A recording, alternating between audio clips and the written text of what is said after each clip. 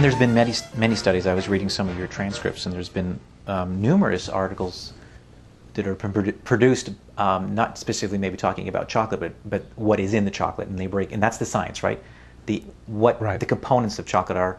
There are many, right? There's yeah. Well, I mean, for one thing, there's a great range of pharmacological drugs in there that have psychological effects. I mean, that's a whole story in itself.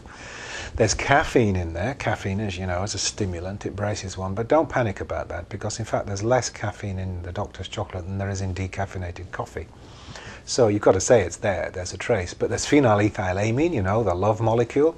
Makes people feel good, and that's got a strong positive rush. That's probably the main reason why chocolate makes you feel good. It's because of the phenylethylamine. PEA, it's a shortening name. Phenylethylamine. There's also a relative of cannabis in there. It's called anandamide.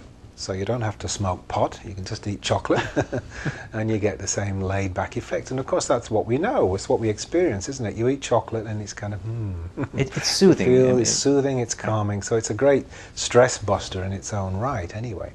And it's capable of releasing endorphins, we know that, and there are these other compounds, they're called exorphins. That means morphine-like substances from without. In other words, they're already in the chocolate.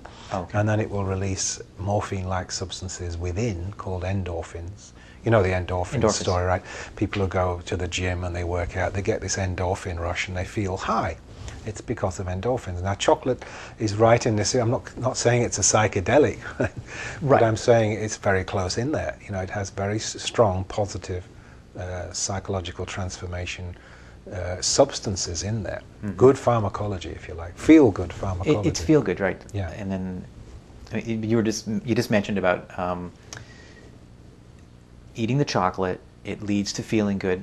Thus, eating the wrong chocolate can lead to poor eating habits or poor diet, or to obesity and whatnot, or just God knows what's in all that other chocolate. I mean, if it's not completely regulated, I don't know. I'm not saying. Well, I can tell you it's pretty bad. I mean, it deserved its reputation. You know, if you ate chocolate, you got fat, you got sugar highs, you got hyperglycemia problems afterwards, you got problems with insulin control. Right. And it rotted your teeth and all, everything that was wrong with it you could think of. It deserved the bad rap. It's worth repeating over and over that I'm talking here about good chocolate. Chocolate made the proper way, and chocolate using natural processing, which, that's what the Indians were doing, the islanders were doing. Right. They were doing the real deal, and this is a real deal chocolate. I went to a lot of trouble to insist that the formulations were made natural and healthy in that way.